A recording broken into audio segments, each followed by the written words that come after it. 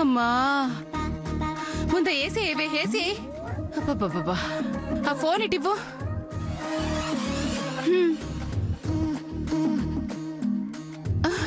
అయ్యో మధ్యవర్తి missed call. అమ్మవారికి ఇలా ముక్కేనా లేదో అప్పుడే నా కోరిక నెరవేరుస్తున్నట్టుంది. ఉండు నేనే చేస్తాను. హలో అన్నయ్య గారు, ఫోన్ చేశారా? నేను ఫోన్ దగ్గర లేనండి. అదే ఏదో పూజ ఉంటేను. మళ్ళీ చేయమంటారమ్మా, పనిలో ఉన్నట్టున్నారు. భలే వారన్నయ్య గారు, నాకు ఇదే ముఖ్యమైన పని. ఇక్కడ అంత సంతలా ఉంది.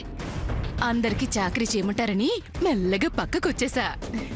ఇంకా ఎన్నాళ్ళు మీరు అమెరికా సంబంధం ఓకే చేయటం, నా కోడలి ఇంట్లోకి రావడం, మేమిద్దరం కలిసి ఈ ఇంటిని కాట ఆడించేయడం. ఏమంటుంది నా కాబోయే కోడలు? పేరేదో అన్నారు, సామాన్య కదా? హలో హలో అన్నయ్య గారు. హలో హలో, మీ వాయిస్ కట్ అవుతుందండి. ఆమె పేరు సామాన్యనే, ఇండియాకి వస్తుంది రేపు. ఆమెకు పరీక్షలంట. ఏంటి రేపు వస్తుందా మా విజయవాడకి? మరింత నెమ్మదిగా చెప్తారేంటండి బాబు? అమెరికా నుంచి వస్తుందా? నేను స్టేషన్ కి కారు పంపిస్తాను, మా ఇంటికి వచ్చేయమనండి. మా ఇంట్లో కొన్ని రోజులు ఉంటుంది, సూర్యకి చేరువైనట్టుంటుంది. అలాగే మా ఇంట్లో వాళ్ళకు కూడా. మొహం చూడు ఎలా జిడ్డు కారిపోతుందో. వెళ్ళి కడుక్కోపో. బూటీ అండ్ లవ్లీ ఏదో ఉంటుందిగా, అది రాసుకోవచ్చుగా. పనిలో పడి పని మనిషిలా తయారయ్యో. పనేదో పై పైన చేసుకోవాలి గాని మరీ ఇంతెందుకో. అయినా నీకెన్నోసార్లు చెప్పాను, జుట్టింత నున్నగా దువ్వద్దు, చక్కగా నుదురు మీద పడేలా సర్దుకో అని. వింటేనా?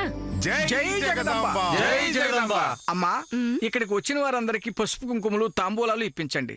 ఆ తరువాత గురువు గారి ప్రవచనం ఉంటుంది. అలాగే శాస్త్రి గారు. రాజశ్రీ,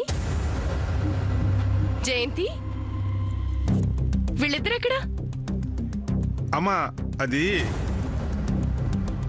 సరే, బానే ఉంది. నేను వెళ్ళి వాళ్ళిద్దరిని తీసుకొస్తాను. మీరు గురువు గారికి ఏం కావాలో చూసుకోండి.